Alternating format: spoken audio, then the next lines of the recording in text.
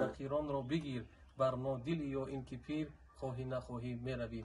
بازم در این ماه مبارک رمضان که امروز ها مهمان ماست، در این دهه اول دعا میکنیم که فیض برکت، نور و هدایت، عزت و نعمت، همه خوبی ها، همه خرسندی ها و خوشحالی ها در خانه تمام تاجیکان و تاجیکستانیان، در خانه تمام مسلمانان ارزانی باشه.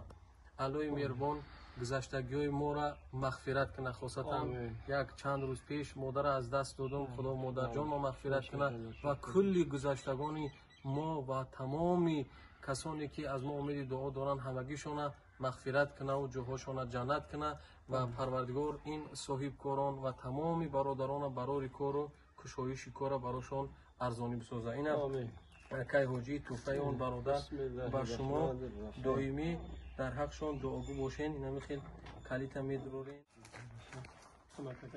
اینا با یک کامبیت دیگر را گفتن که میرسونی در دستشو بعد دعاشو میگیری. نه یک دعا برای تمام صاحبان برای تمام خداوند و مراد مقصدشان برسانه. خداوند گذشتگیش غریق رحمت شایسته جنت الفردوس بگیرد. خداوند در صف این جوانان را خداوند زیاده بگرداند، دستگیری بعضی همه آدم‌های معیوب گرداند.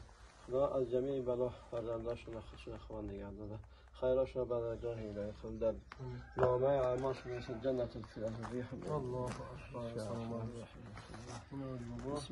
بسم الله الرحمن الرحیم.